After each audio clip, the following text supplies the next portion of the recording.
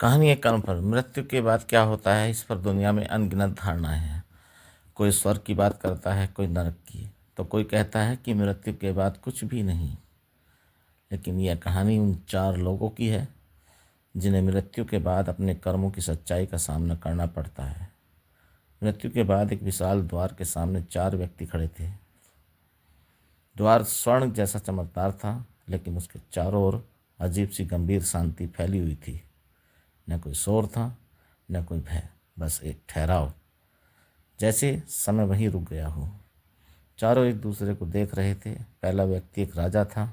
उसके चेहरे पर वही गर्व था जो जीवन में हमेशा दिखाई देता था।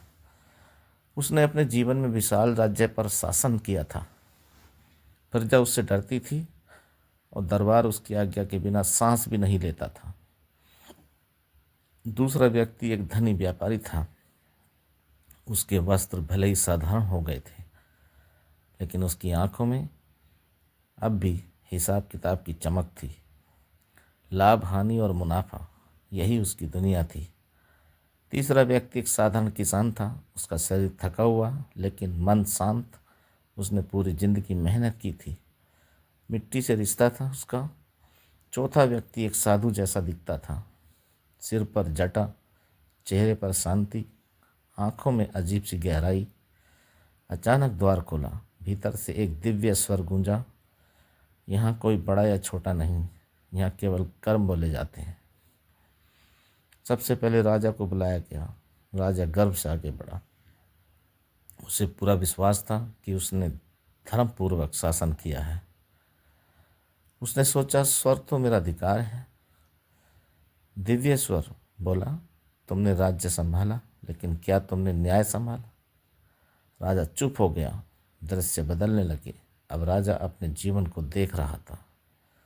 वही दृश्य जहाँ एक निर्दोष व्यक्ति को सिर्फ इसलिए दंड दिया गया क्योंकि वह शक्तिशाली नहीं था।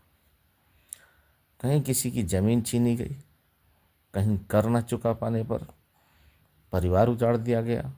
राजा कांप उठा। मैं राजा था, मुझे कठोर होना पड़ता था। उसने सफाई दी। स्वर शांत था, लेकिन कठोरता और क्रूरता में अंतर होता है। राजा को द्वार से पीछे हटा दिया गया। अब व्यापारी की बारी थी। व्यापारी आत्मविश्वास से आगे बढ़ा। मैंने किसी का खून नहीं किया, उसने कहा। मैंने मेहनत से धन कमाया है। फिर दृश्य बदले। व्यापारी ने देखा, झूठे तोल, मिलावटी सामान, भूखे लोगों की मजबूरी का फ़ायदा उठाना, मुनाफे के लिए सच छुपाना। उसने सिर झुका लिया। मैंने बस व्यापार किया। वह बुदबुदाया। स्वर आया, व्यापार में भी धर्म होता है। व्यापारी भी पीछे कर दिया गया। अब किसान को बुलाया गया। किसान घबराया हुआ था। मैं तो पढ़ा लिखा भी नहीं, उसने कहा। मुझसे कई बार गलतियां होंगी। दृश्य बदले। किसान ने देखा खेत में पसीना बहाता हुआ, खुद को जरूरतमंद को अन्न देता हुआ, झूठ बोलने से बचता हुआ, मेहनत से कमाया हुआ थोड़ा सा धन भी ईमानदारी से इस्तेमाल करता हुआ।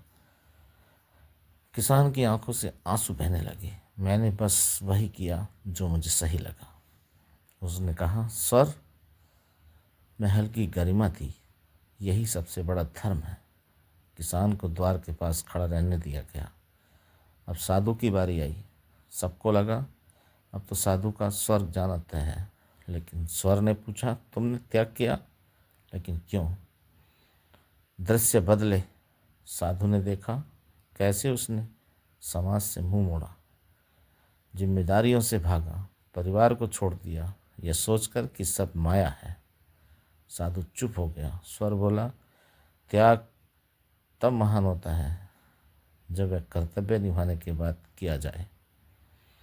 अब चारों समझ चुके थे, जीरो यहाँ दिखावा नहीं, सच चलता है। अंत में स्वर ने कहा, स्वर्ग या नरक कोई स्थान नहीं, ये कर्मों की अवस्था है। जो अपने कर्मों से शांति कमाता है वही मुक्त होता है। द्वार धीरे धीरे बंद होने लगा। किसान को शांति का अनुभव हुआ। राजा और व्यापारी को आत्मचिंतन का अवसर मिला। साधु को समझ आया कि पलायन समाधान नहीं होता और वही उस दिव्य द्वार के